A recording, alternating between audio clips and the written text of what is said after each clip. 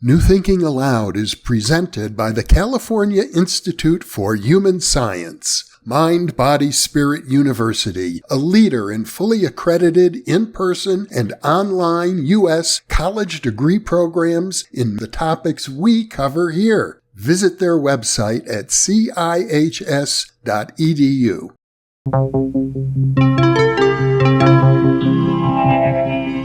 Thinking Aloud.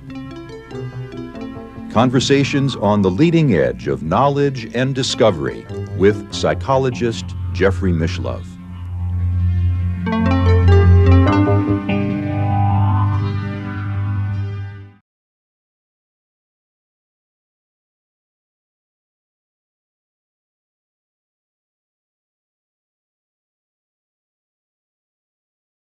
Hello and welcome. I'm Jeffrey Mishlove. Today we'll be exploring werewolf cults in ancient times. With me is P. Sufenas Virius Lupus, who is a practicing polytheist and author of several books of a devotional nature, including A Serpent Path Primer, and also Ephesia Grammata, Ancient History and Modern Practice. He is also known by his legal name, Phillip Bernhardt-House, and he is the author under that name of a very interesting scholarly work called Werewolves, Magical Hounds, and Dog-Headed Men in Celtic Literature.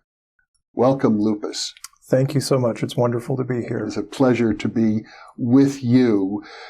The idea of a werewolf cult might sound very spooky to many of our viewers, but I suppose it would make more sense if we think of it like a wolf clan in a shamanistic or Native American culture. That's a good way to think of it. We have a bad relationship with the word cult in modern times for certain understandable reasons, but just in terms of its least morally charged meaning, you might say, is it's a practice. Mm-hmm. It's the root word, after all, of the word culture.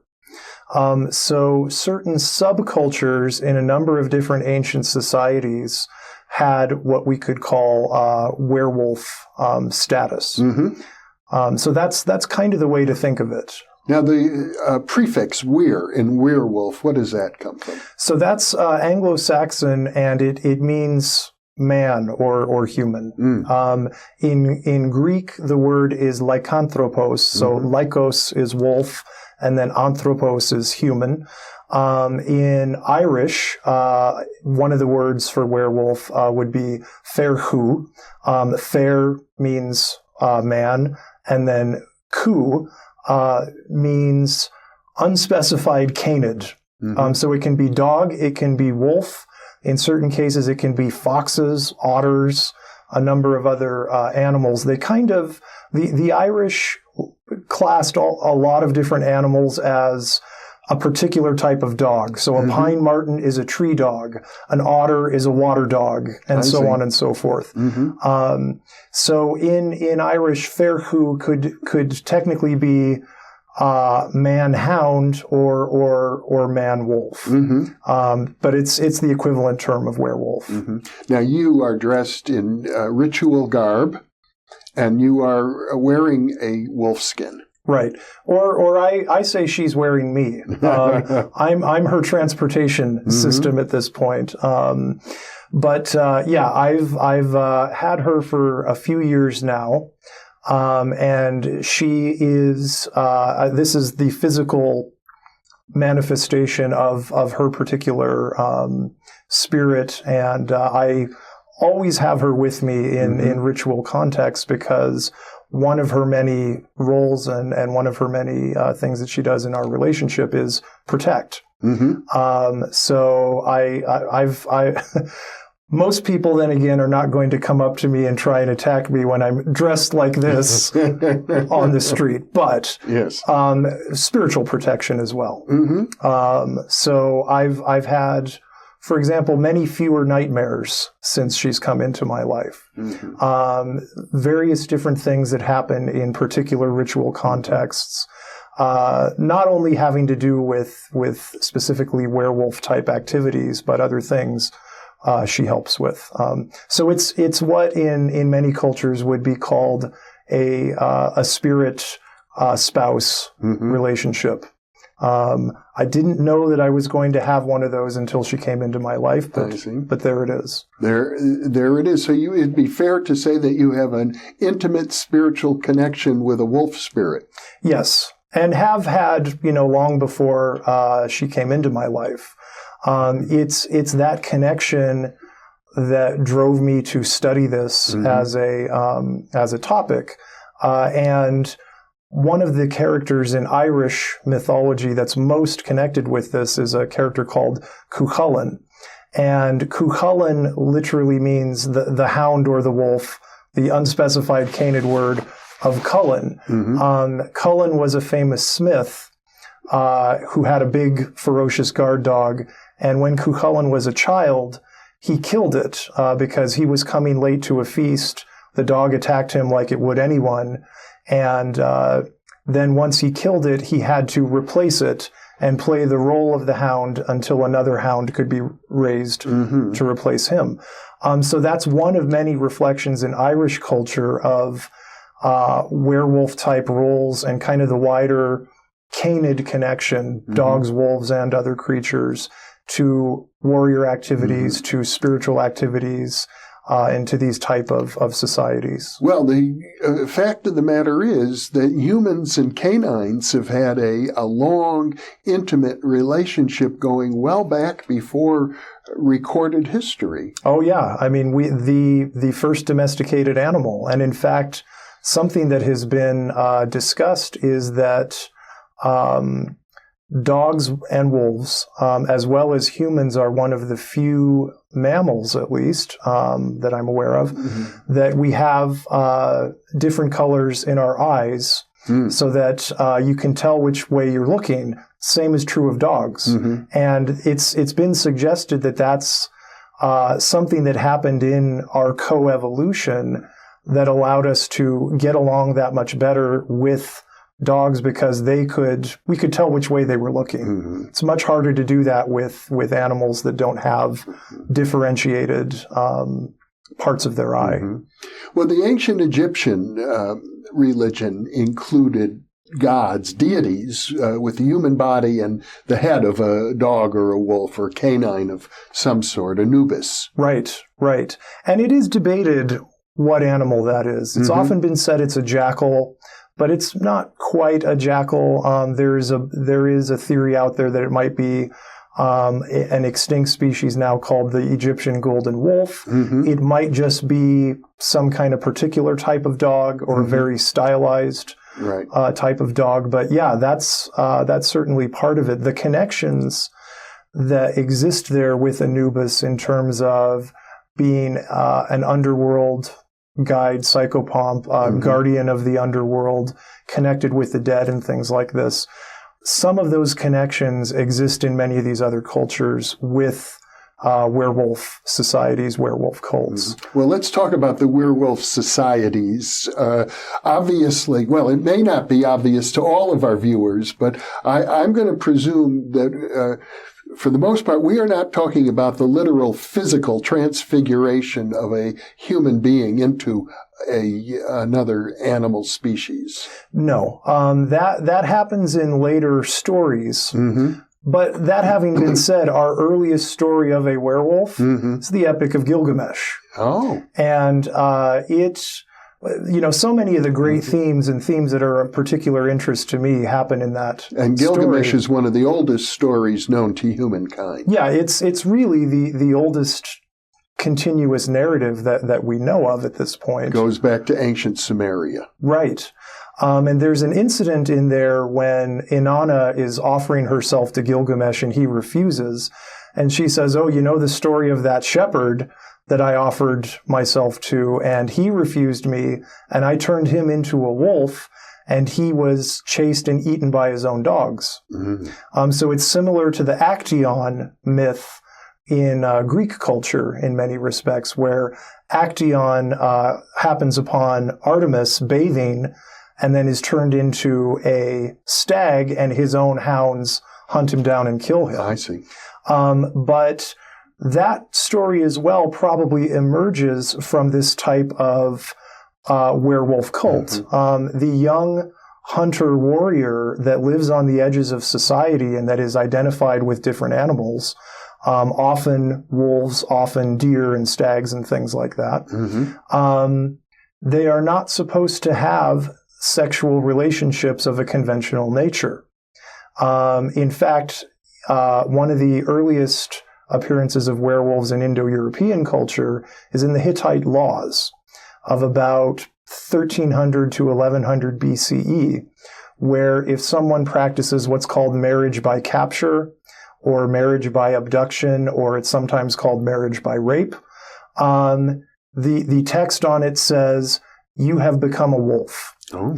And that would be something that people in these werewolf societies would have had to do. They were outside of the law. They were outside of society. They weren't supposed to do legitimate things like get legitimately married. So if they tried to have a relationship, it would automatically be considered marriage by capture. They have become a wolf. I see.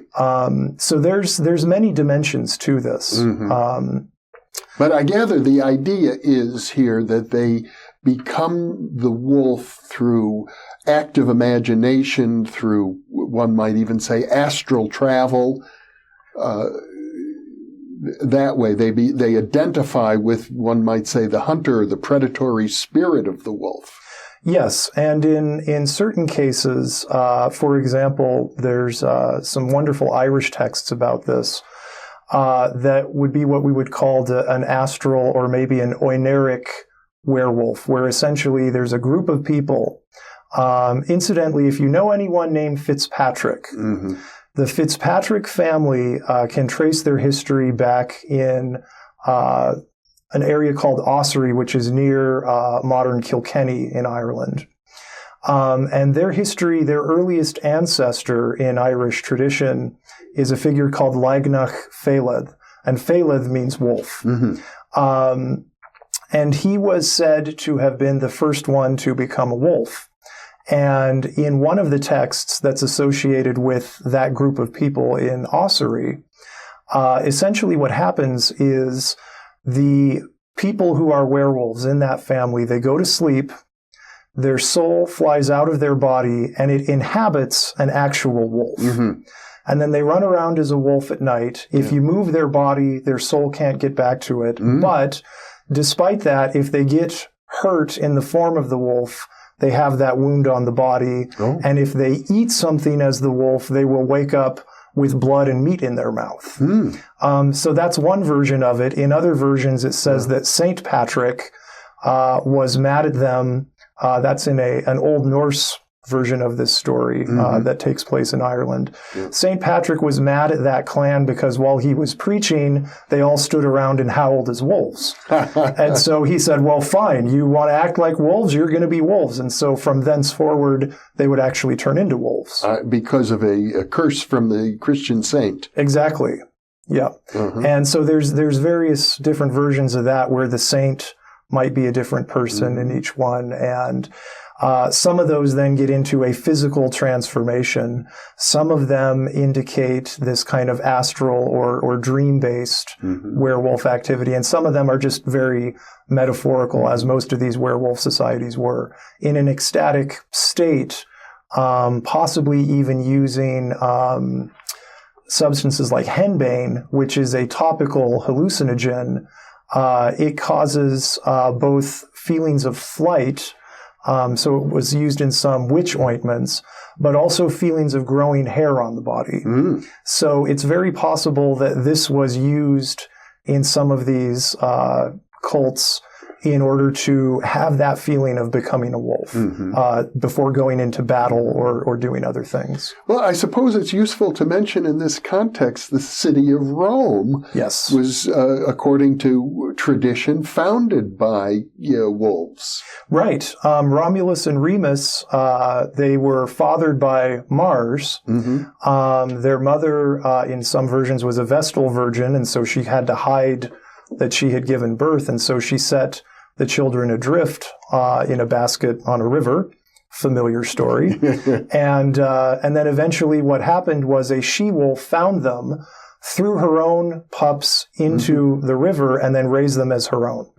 And they had an existence as hunter-warriors outside of society. Yearly on the Lupercalia ritual, which is February 15th, there was a priesthood called the Luperci, and new ones would be initiated every year from amongst the noble youths. It took place in a cave on the Palatine Hill, where the she-wolf supposedly suckled Romulus and Remus. The ritual would take place there. There would be a sacrifice of a dog and a goat. The blood from the sacrifice would be placed on the foreheads of the Luperci. They would then dip wool in milk, wipe the blood off, and then everyone laughed. There was ritual laughter.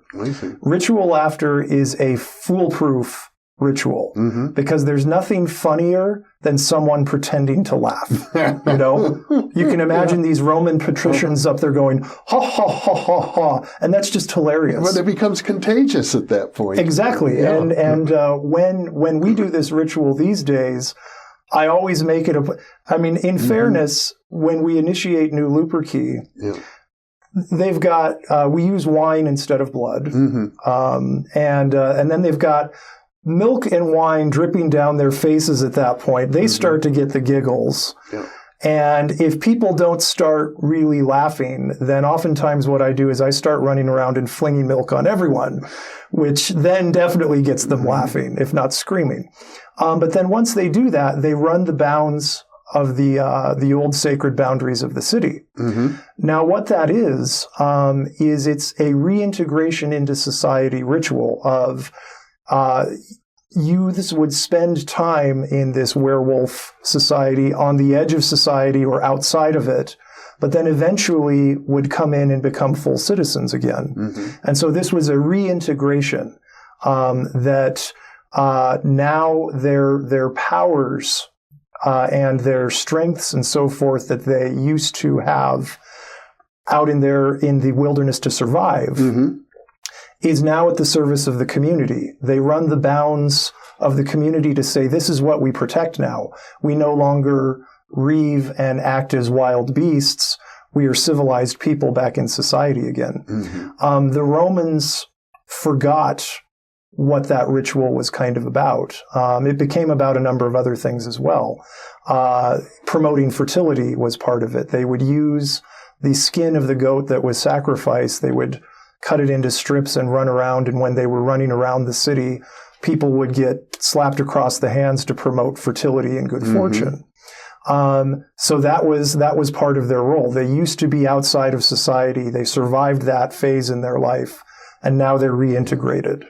Well, somehow in modern times, the notion of the werewolf has become inextricably linked with the horror genre of literature. Something changed from a practice that was more essentially shamanic and spiritual. And a rite of passage. That's one of the things that happens in the Irish tradition, is that after someone was fostered for 7 years, from the age of 7 to 14, then they went into the Fianna.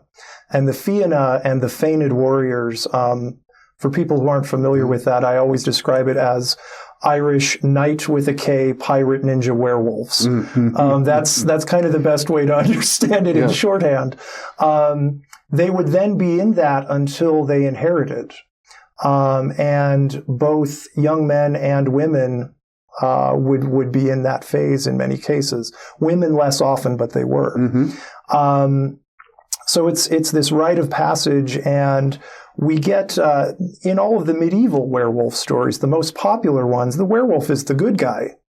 The werewolf is the character that we sympathize with. The werewolf is the one that somebody has done wrong by. It's usually their wife or lover or wicked stepmother or somebody who condemns them to live as a wolf. And then what distinguishes them is they're a wolf that's rational. They're a wolf that clearly is more than just a wolf. Whereas today, I think, due to various cultural factors, it's more frightening to us to imagine the animal in the human rather than finding the human in the animal. I mean, so often people make a distinction between humans and animals, and yet we are all animals. Indeed we are. And yet it does seem like we are animals and something else as well. Certainly. And that, that extends to a lot of other things, but that's part of the, I think the mystique of the medieval werewolf stories is that what they end up focusing on is that can you maintain your humanity in a situation that turns you barbarous? In some of the ancient Greek stories, for example, when the Arcadians, who were particularly associated with werewolves, they would go through this phase. And if they killed a human while they were in wolf form, they couldn't turn back. But if they just maintained a life as a wolf as you should be and kind of realized, okay, yes, I'm animal, but I'm not going to take human life, then things will be okay. You used a term quite a ways back, and I want to define it for our readers and explore it a little more with you. Oniric. Right. So that is basically anything having to do with dreams. And dream work is something that's important to my practice of polytheism and to many people's practices. It's one of those realms where you can interact with all kinds of beings that you don't get to on an everyday basis. In the dream, animals take on a life of their own, a dream life. Oh yeah, and almost every animal in my dreams these days talks. It's very odd to get a silent animal for me. So that's something that happens. But this is part of it, and kind of that set of practices and that set of associations comes into lots of different aspects of many different polytheistic cults, but the werewolf thing as well. And I know the wolf is important to you in several regards. You're wearing her, or she's wearing you, as you pointed out. Your spiritual name, Lupus, is derived from the word for wolf, but there's even more to it. Right. It's interesting. I mean, a lot of people point that out, but the Virius Lupus part of my name comes from a series of individuals who existed in late antiquity who, other than the name, don't have a lot to do with wolves.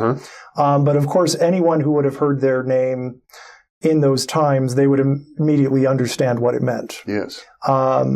P. Sufenas, on the other hand, was a Lupercus, as well as a priest of Antinous in a fratria in Neapoli, which is to say modern Naples. A Lupercus. A Lupercus. So he was somebody who was initiated in the Lupercalia ritual. And Lupercalia being? February 15th, that ritual of reintegration that commemorates Romulus and Remus being... the ritual we just described. Yes. And in case any of our viewers missed it, lupus is the Latin word for wolf. Right, one of them. Yes. There's interesting things about...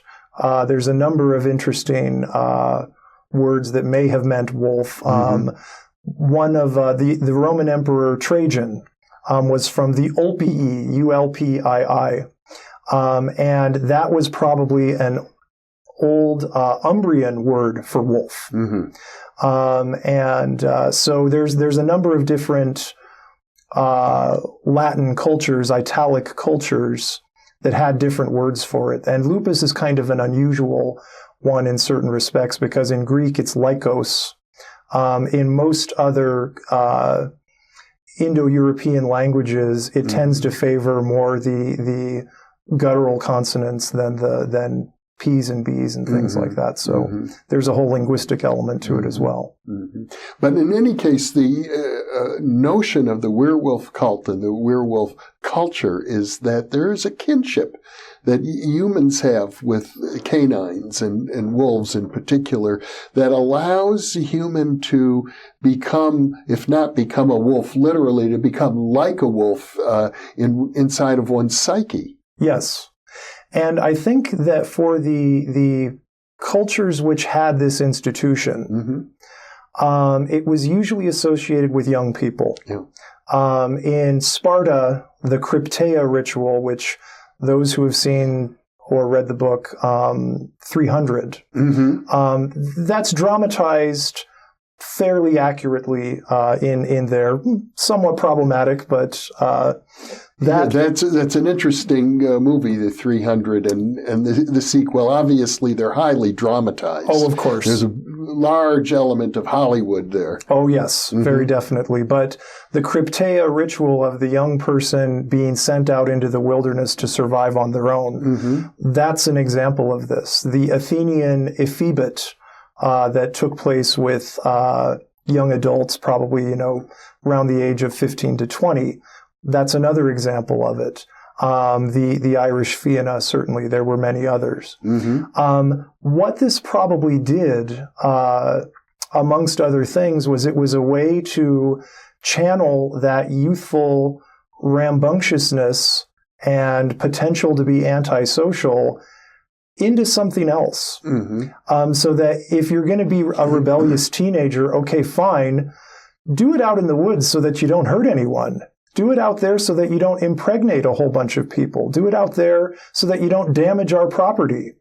And then if you're out there and you're one of these youthful hunter warriors, one of the main things that they did was that even though they were considered outside of the group, for example, in Ireland, they were the first line of defense if some other tribe came to invade.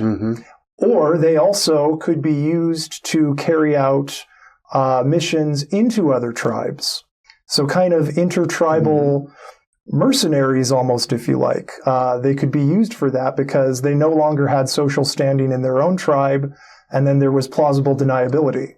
Well, and it also seems to me that there's some at least hint that they might get in touch with the guidance of the psychopomp spirit of Anubis. Oh, absolutely. That there's a wisdom to be found there in communion with an animal spirit. Right. And something that happens in descriptions of werewolf activities from later periods, but very likely this happened in earlier ones as well, is that they were also the spiritual defenders of the tribe. They could represent the dead and ancestors because they were kind of half dead themselves. They were dead as far as the legal systems in their tribes were concerned. So they walked this kind of liminal path, and they did otherworld travel to do things on behalf of their tribes. Very commonly what the Fianna in Irish tradition does is protect from invaders, but also go into the otherworld to negotiate with otherworld powers, deities, ancestors, and so on, and to make these adventures into those areas, sometimes to steal treasures, sometimes to bring back different things that would benefit people, sometimes to bring back knowledge. Well, our time is up once again. P. Sufenas Virius Lupus. What an educational and enlightening experience this has been. Thank you so much for letting me share it with you. This has been very fun. Thank you for being with me. And thank you for being with us.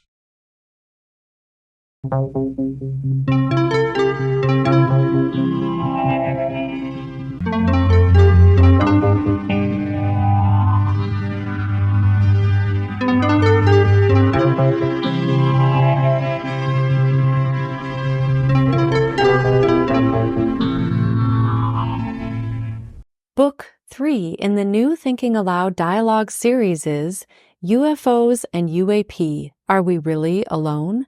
Now available on Amazon.